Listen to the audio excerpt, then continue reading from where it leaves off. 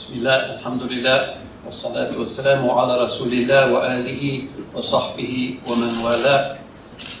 I'm grateful to the Islamic Forum, to the organisers, to Ms. Omar and others for their kind, really rolling out of the red carpet. I feel as if I've received a kind of 7-star treatment since my arrival in South Africa, and I feel humbled and somewhat embarrassed.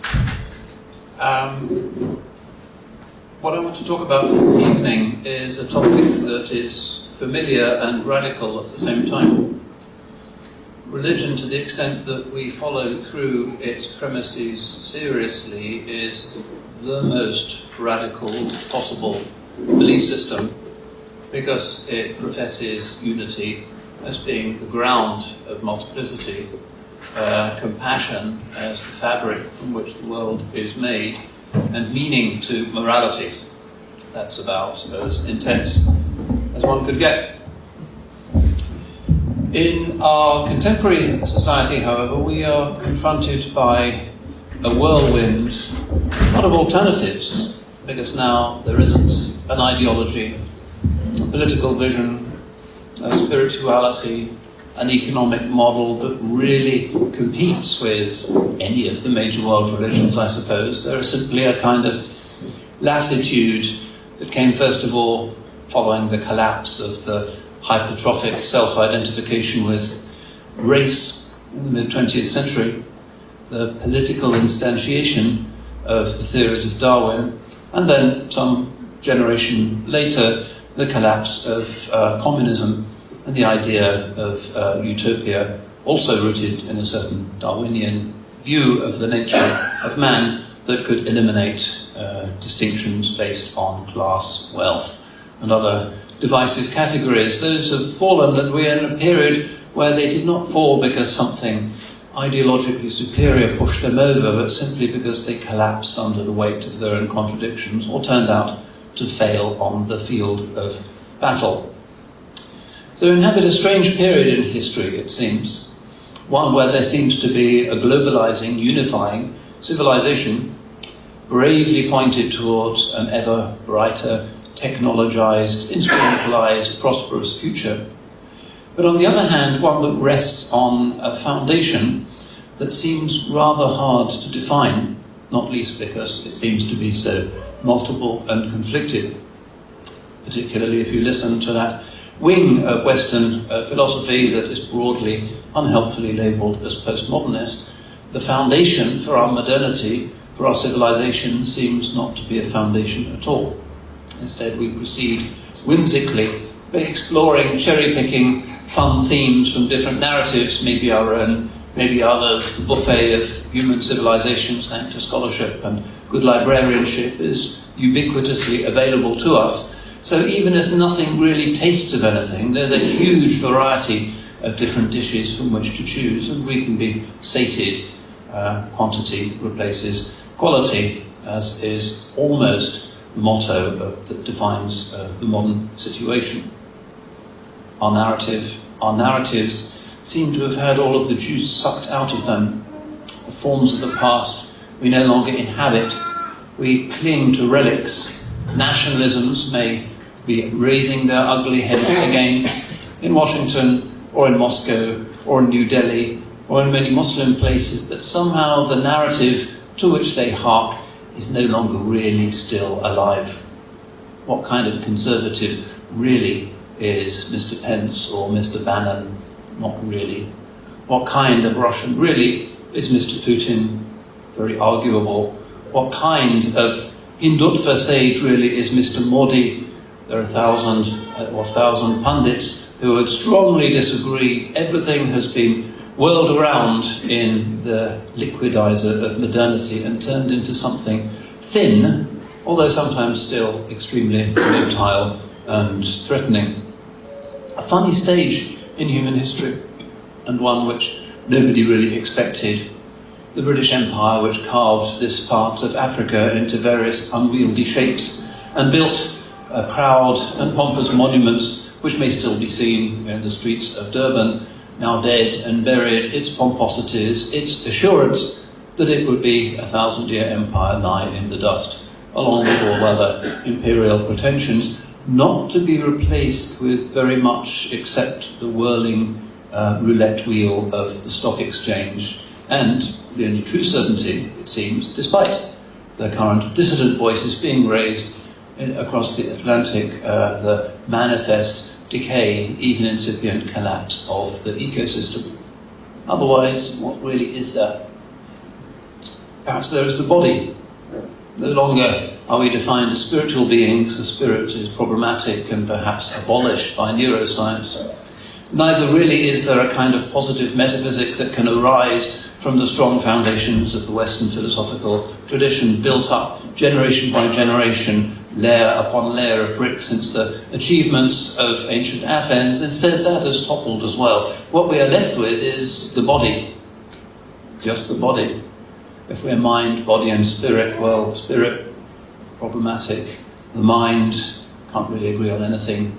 No philosophical solutions seem to be on offer. There's just the body. And so our civilization seems to focus its determination to find closure and resolution and certainty and interest just in the body. Hence the $1 trillion cosmetic industry. Hence the monstrous exploitation represented by most of the cosmetic surgery industry. Hence the monstrous exploitation and anxiety produced by the dieting industry. Hence the tattoos and the piercings and the various increasingly freakish things that we do to ourselves in order to change that little bit that remains to us of our traditional selves. Gender, an extraordinary obsession. New genders invented every day and vehemently defended in ways that sometimes can look like religious forms of certainty. Those who question the legitimacy of, say, the 52nd gender or the 58th gender are immediately subject to the kind of opprobrium and hatred that used to be reserved for religious heretics, and so the process continues. Very strange, but we're whirling along, and there seem to be few conscientious or at least audible dissidents. An odd period of history, indeed, may be after the end of history. Maybe humanity itself is headed for Roy Kurzweil's singularity, and we'll all upload ourselves happily to the internet. Thanks to Google, no doubt they'll charge us, and without paying taxes, somehow they'll wangle it. Every one of us will have our consciousness uploaded onto the World Wide Web, and we can continue this conversation forevermore. Maybe so many highly intelligent people are looking forward to that secular eschatology. It's almost a kind of religious idea, the mega upload. Up we go into the cloud. It's like dying and going to heaven, except that living as a disembodied point of consciousness, whatever that might exactly be, despite Ibn Sina, but from an Ash'ari perspective, it would be a very odd kind of existence, although no doubt plenty of computer games would be available. But an odd way to spend eternity, really. Perhaps not even very charming. Still, this seems to be the sublimation of the religious urge in our funny kind of age. And as religionists coming to religion in various wonky, broken, uncertain, unhappy ways, from a variety of angles and cultures and levels of education, we're all a little bit put out by this. Because that which has replaced all of the narratives of the past, all of the civilizations and the certainties and the libraries, is this funny thing run by tax-dodging mega billionaires, which is ultimately somehow about entertainment, about the multiplication of pleasures, about the massive monetization of every conceivable desire, including new desires that we never knew that we had, but they're telling us that we ought to have them. Running and running and running, leading to the only certainty, which is that the biosphere can't cope, because all of that stuff comes at a price. Strange, sort of religious, the end of the world, but not really with any apparent religious resonance or significance, and we're put out by this. Was this foretold in our scriptures? Does anybody know what's going on?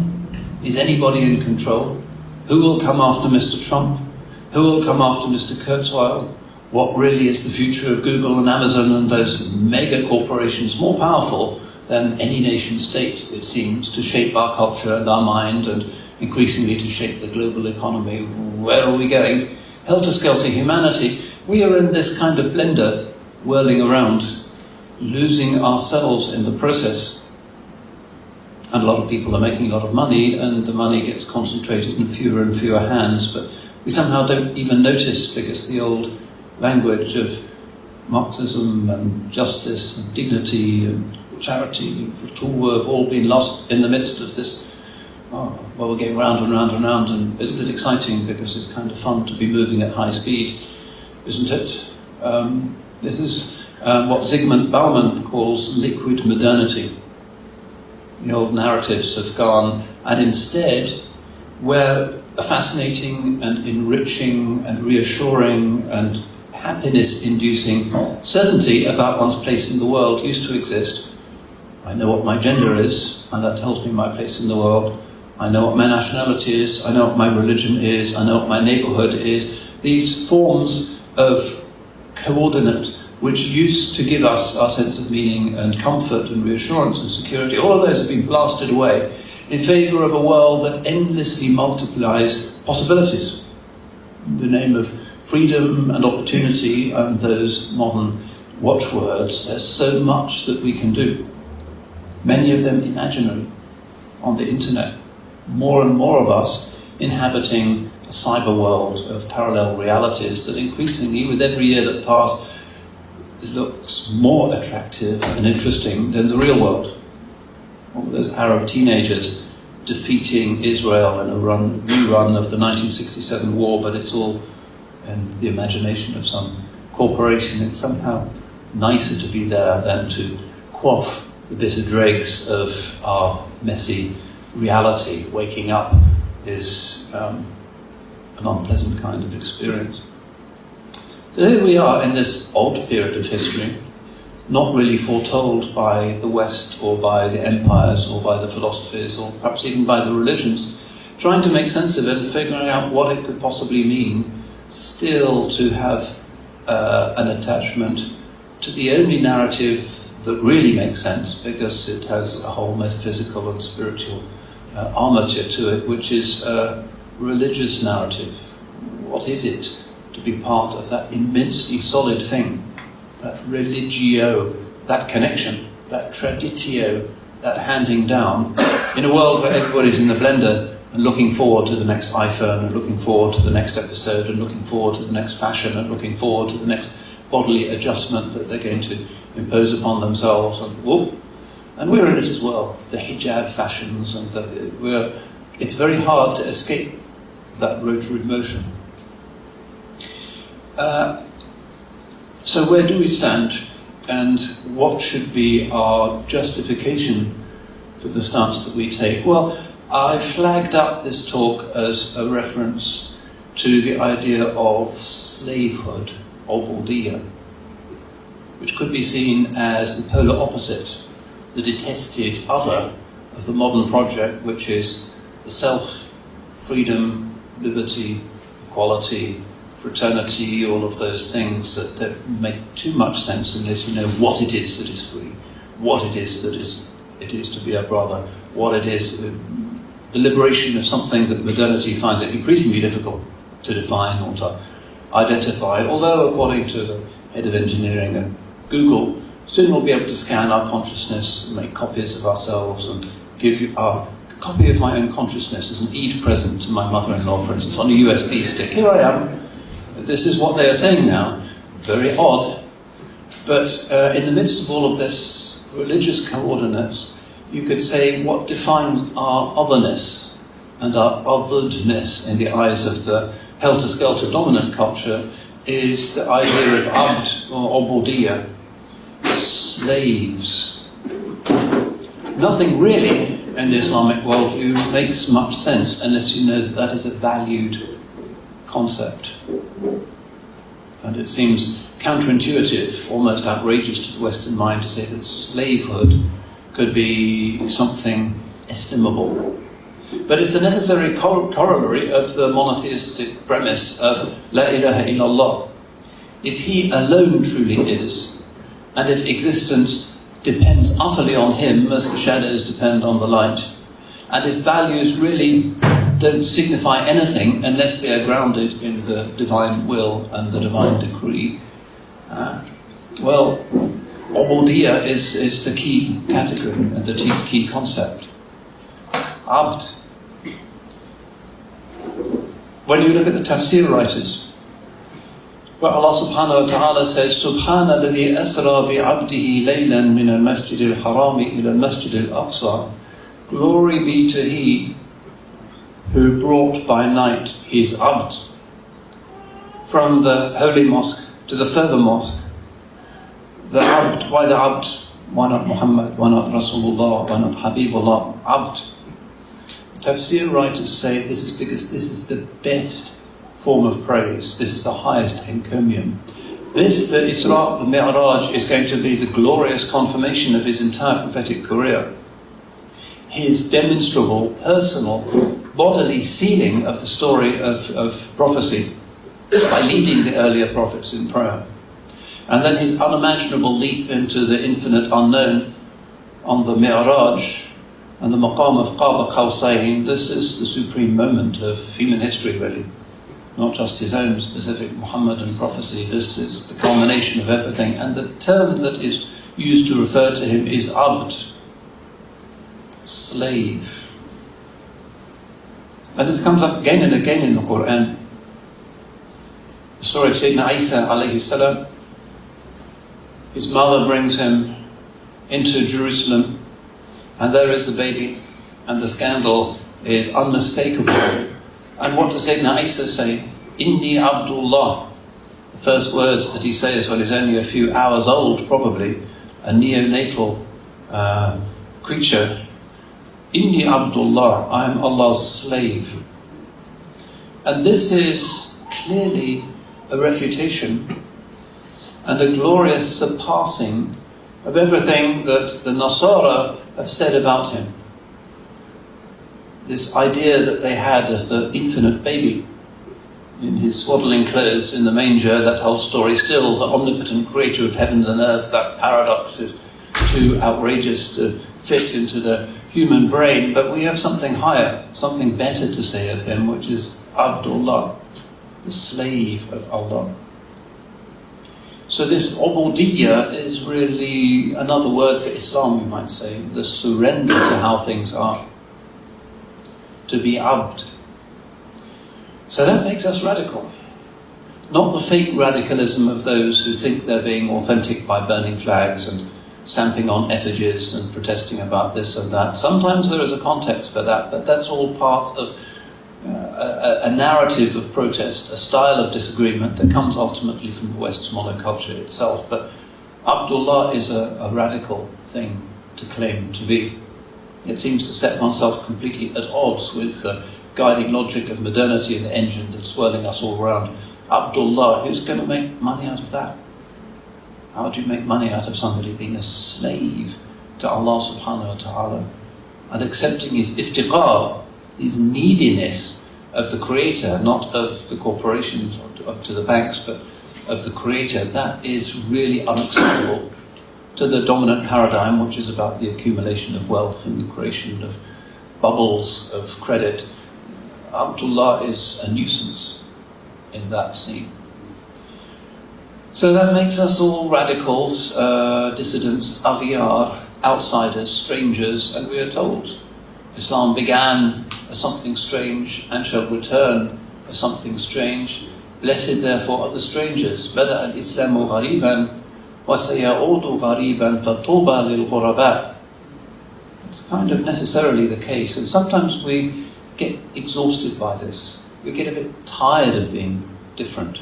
I just want to fit in, we say. I just want to be like everybody else. I'm sick of being pointed at and dealt with as some strange principle, and the Islamophobia and the media gets you down after a while. True.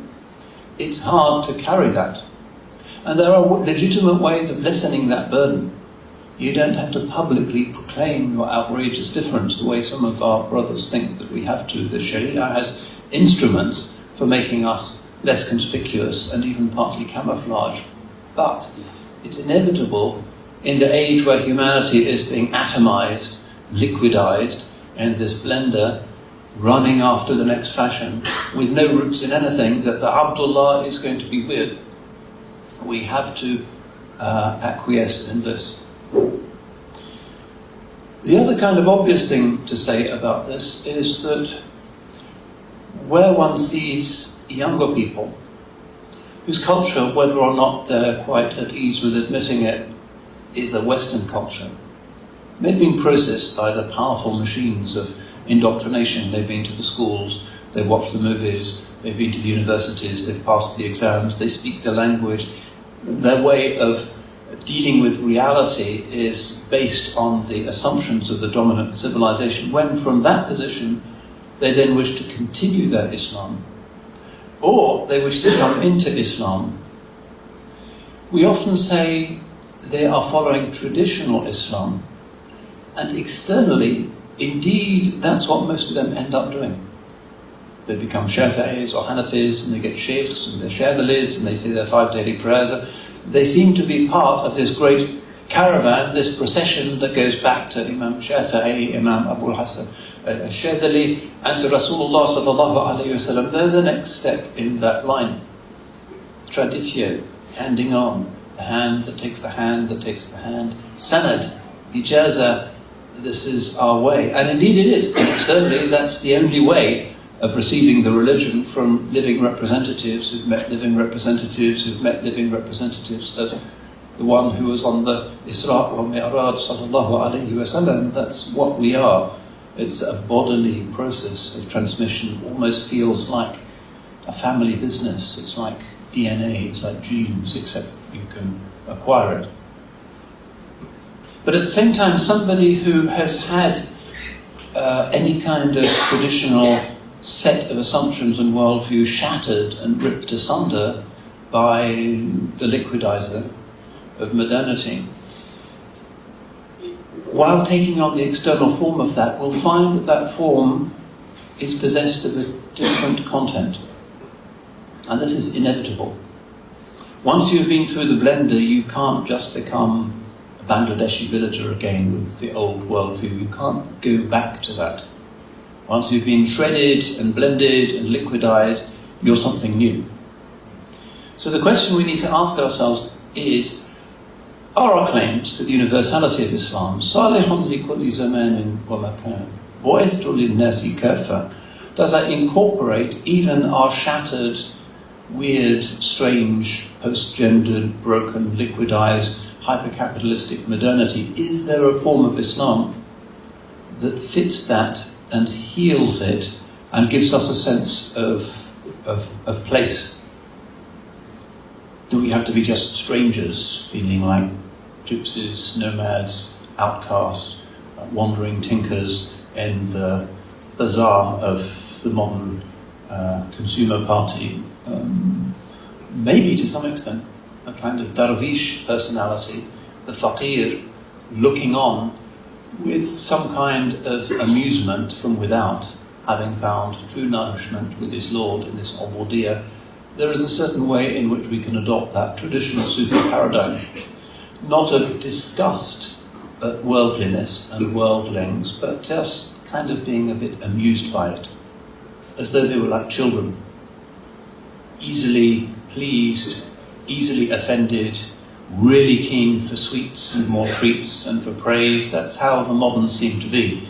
And there's a certain way in which paternalistically you find some of the senior souls in our tradition looking upon them with a kind of indulgence. They're just children. Forgive them. That's how they are. They know nothing else. And it's kind of funny to see the games they play and to listen to their talk, and you can watch kids for a long time, and it's engaging. So you find very often with the remains of our awliya classes that their response to those who are caught up in this modern roulette wheel is not disapproval, haram, haram, haram, but rather a kind of amused compassion. There might be a lesson for us in this. It would be easier to live our lives, after all, if instead of passing everybody in the shopping mall we said haram, haram, haram, haram, and still at the end of it trying not to feel superior ourselves, which is spiritual death. Instead of that amazing piece of internal athleticism, instead of that we said, that's kind of amusing, and that's very charming, and look at that, and look at this person trying on the new dress, and it's all kind of like a party, funny, but not really for us. That's more of the kind of Sufi approach, and I think it's healthier. It'll give us a certain humility and a certain empathy, and a certain taste of the virtue of there, but for the grace of God go I. We could be there. Maybe we were there. Maybe next year we'll be there in the sails and we'll have forgotten everything, just whirling around in the blender. It's just by Allah's grace that anything at all comes about, and that's part of acknowledging the reality of Ubudiyyah.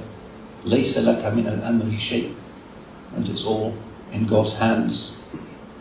And we have to be in the state of mu'anaqatul aqdar, embracing whatever Allah's decree might be.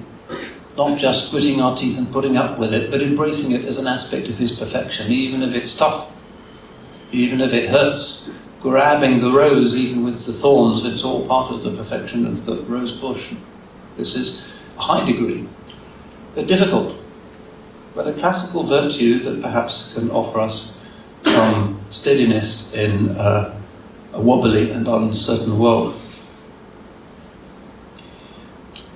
Now, these people, us in most cases, who outwardly comply with the narrative, the great stream that comes out of Medina, and adopt the outward forms of Islam, and are shaped by the Quranic worldview to a greater or lesser extent, but still have come out of that process.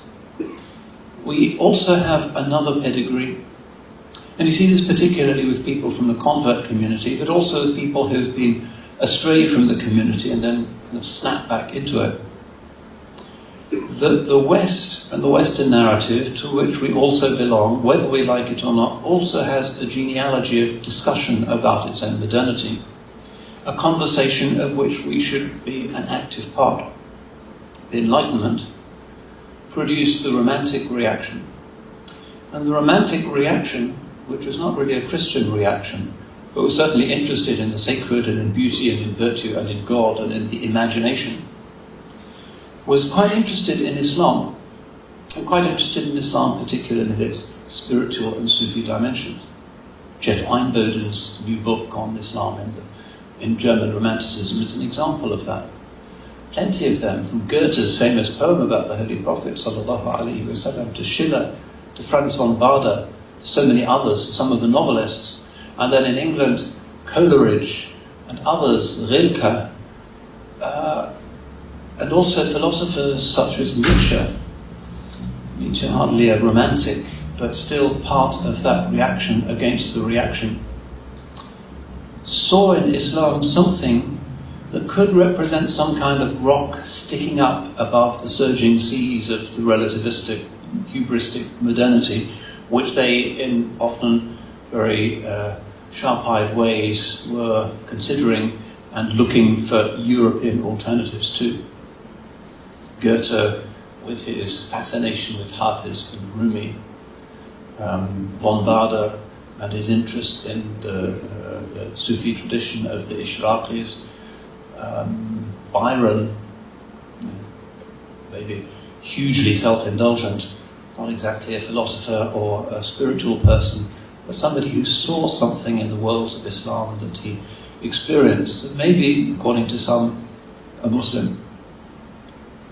This way of being European and at the same time gravitating towards Islam as a non-materialistic but non-Christian alternative to the ever-accelerating blender is something to which we might think of not too whimsically attaching ourselves. What if we are now so westernized that our traditio is not just with Imam Suyuti, Imam Ghazali, Fakhruddin Razi, and that great and glorious and shining caravan, that procession of lights from the earliest times of our history, but also because of where we've been spiritually, the pollutants in the air that we inevitably breathe, we have a belongingness to that European tradition. And what if that European tradition also has a department, a possibility, a weakness, a certain inclination towards specifically Islamic movement? And what would that look like? Well, the Romantics, I suppose, petered out in maybe the mid-20th century with a counterculture, Ascona, with the hippies, with the New Age. It became very indulgent and was in many ways killed by the drug phenomenon, which became a kind of pseudo-religion, Timothy Leary and beyond. But still, the possibility in European civilization, non-materialistic, not really believing in the great story, the monomyth of progress, but really not Christian either. So if you look at Nietzsche, who's coming out of Schopenhauer, and Schopenhauer really howling with a very systematic rage against the great void that has opened up at the heart of his philosophical tradition and his civilization as a result of the impossibility of the Christian God. And his arguments against religion are very, assume Christianity as the default. And his insistence that the man who wishes to experience something of the richness of this void should be somebody who ethically tries to transcend it, despite the absence of a genealogy of morals, leading on to Nietzsche with a more dark, but much more articulate, and in some ways more spiritually dense reification of what to do after the death of the Christian God. Nietzsche with his many positive statements about Islam. Nietzsche with his indication that those two areas on which this German almost nihilistic existentialist tradition had taken Christianity to task, its hatred of eros, its hatred of thanatos, these two Greek principles that are big in Freud and were fundamental to Schopenhauer. The hatred of the faculties of human reproduction and of earthly love. So Christianity is denying the miracle of life and hence not fully experiencing life. And also its reluctance to get involved in political processes and in militancy. Its pacifism. Turn the other cheek. Resist not him that is evil. For Schopenhauer made Christianity a moral impossibility, and for Nietzsche made Christianity a moral outrage, a religion of softies, of untrue men. So he says, if Islam despises Christianity, it is 1,000 times right to do so, because Islam presupposes men. This is the idea of the Superman, virile, full embracing of life. That doesn't take us in a metaphysical direction, but at least it allows us to situate a certain narrative within within Western civilization, which can be a beginning point for more soft, humane, perhaps aesthetic forms of romanticism that do fit and dovetail very well with our strongly aestheticizing and imaginative Sufi tradition. It's a possible narrative which we can belong to, and it's important for us, if we want to think about where we come from, intellectually, culturally, spiritually, to recognize this as a possible place in which to situate Ubudiyyah in the landscape of the West and its machines. The driving energy of the whole process, Schopenhauer speculated, would be absence. Whereas Europe had historically been driven by the Church, by the Eucharist, by the miracle of God with us, Emmanuel, now that vanished to be replaced by a rather fascinating void, a vacuum. But because what had disappeared was infinite, this void was pretty enormous as well. So for Schopenhauer and much of the Western tradition that comes out of that whole energy of philosophical life and ethical life and aesthetics and the genealogy of morals and everything has to be generated by this pseudo-religious, but nonetheless very fascinating, vertiginous experience of standing on the brink of nothingness. There is this huge, infinite crater left by God. He's gone, but this is so fascinating that he's no longer there, that it generates a kind of gravitational force, a vortex, which moves things along.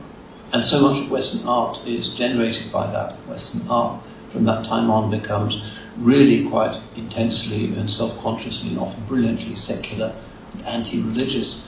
Modern art essentially is about the energy that one experiences standing at the edge of a chasm.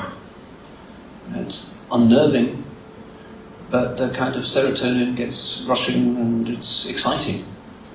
It's like base jumping. Just before you jump, oh, there's the void, and that's kind of exciting. It's dizzy, vertiginous, it's exciting.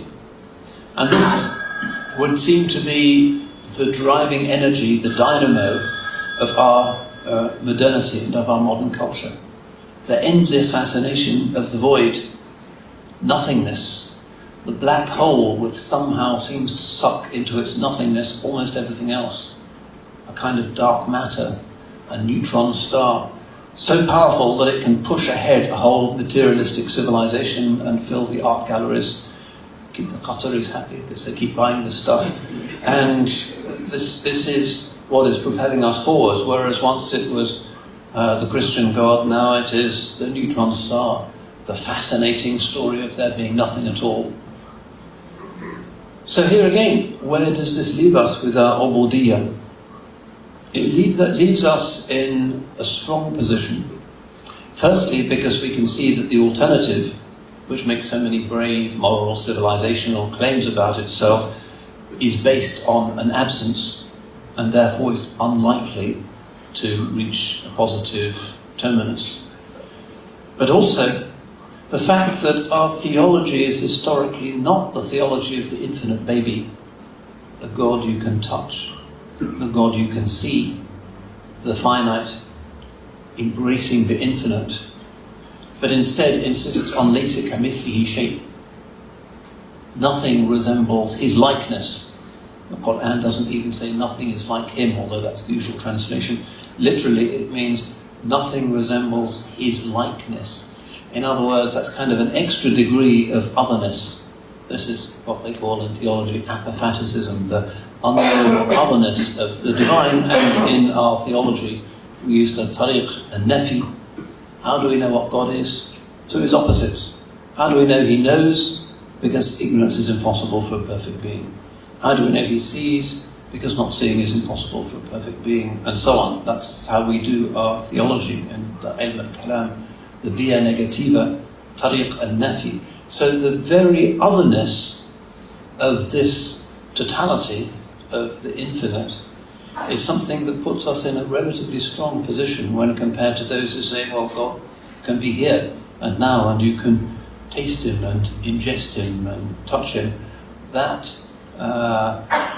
misunderstood tashbih, which was the basis of Schopenhauer and the Western philosophical tradition's rejection of the Christian God and its apparent sentimentality and its insistence on a human distance from our embodied nature and from instinct and from nature itself. We are not subject to that particular criticism. That genealogy, which leads up to Nietzsche, is not a genealogy of polemic against religion that's going to affect us very much. Whether it be in the Sufi tradition, or the Ishraqi tradition, or the Kalam tradition, we always say, لَيْسَ كَمِثْلِهِ شَيْءٍ يَسِيدُ الْقَرِيبِ وَنَحْنُ أَقْرَبُ إِلَيْهِ مِنْ حَبْلِ الْوَرِيدِ.